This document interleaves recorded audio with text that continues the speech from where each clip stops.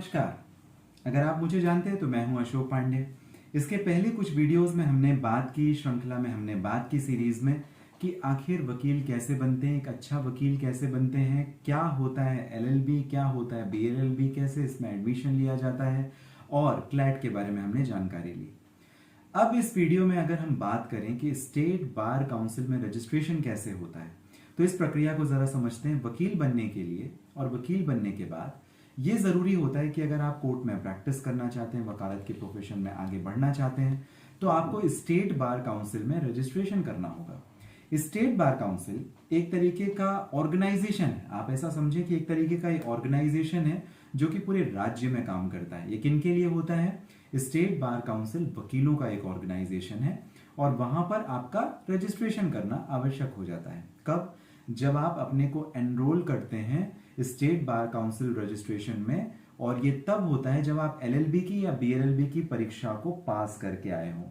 और नए नए पास करने के बाद में अब तो एक और भी प्रक्रिया बना दी है, AIBE, all India bar council examination. इसके बारे में बात करेंगे, पहले रजिस्ट्रेशन की जरा बात कर लेते हैं।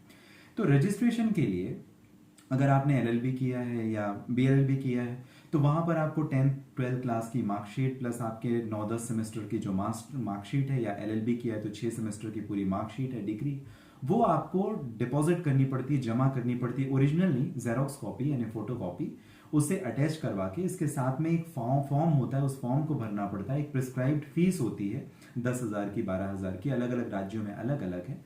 और ये आप सबमिट करते हैं कहां पे? स्टेट बार काउंसिल का जो ऑफिस होता है वहां पर आप सबमिट करते हैं।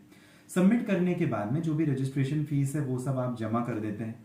जमा करने के बाद में जो सर्टिफिकेट एक जारी किया जाता है स्टेट बार काउंसिल का, वहां पर आपका वेरिफिकेशन किया जाता है। और वेरिफिकेशन करने के बाद में एक आपको आईडी दी जाती है। आईडी कैसे? जैसे आपका आधार कार्ड हो गया, वोटर आईडी कार्ड हो गया, ये अलग अलग कार्ड है। आधार कार्ड आपका पहचान बताता है, आपका एड्रेस से संबंधित होता है। ऐसे ही आपका जो वोटर आईडी कार्ड है वो वोटिंग इलेक्शन के टाइम पे आपको यूज किया जाता है। आपका जो पैन कार्ड है वो किसी और पर्पस। तो इसी तरीके से जो स्टेट बार काउंसिल आपको एक आईडी इशू करती है, वो एक आईडी है वकील होने की। आप ऐसा समझ सकते हैं, आपको कोई पूछेगा कि आप वकील हो कि नहीं, तो आप कैसे बताओगे? उस आइडेंटिटी कार्ड को आप शो करोगे, डिस्क्लोज करोगे, जिसमें आपका बार का आईडी मेंशन होता है। जो भी आपकी बार की आईडी है वो उसमें लिखा होता है। तो अगर ये कार्ड आपके पास में नहीं है तो आप किसी के सामने प्रेजेंट नहीं कर सकेंगे कि आप वकील हैं कि नहीं। तो इस वजह से बार काउंसिल में रजिस्ट्रेशन बहुत जरूरी होता है। और बार काउंसिल आप ऐसा समझ सकते हैं, स्टेट बार काउंसिल पूरे स्टेट का एक ऑर्गेनाइजेशन है जहां पर आपका रजिस्ट्रेशन एक तरीके से मैंडेटरी है, कंपलसरी है, आवश्यक है। अब AIBE क्या होता है? AIBE के बारे में जरा समझते हैं। जब आप 10th क्लास 12th क्लास के बाद में जब आप 5 ईयर इंटीग्रेटेड लॉ कोर्स करते हैं जो कि 5 साल का होता है, ये करने के बाद आपको एक एग्जाम देना पड़ता है जिसे हम बोलते हैं AIBE एग्जाम, यानी all India bar council examination. इस परीक्षा को पास करना पड़ता है, तभी ऐसा समझा जाएगा कि आप अब एलिजिबल हैं, आप प्रैक्टिस कर सकते हैं। कहां पर?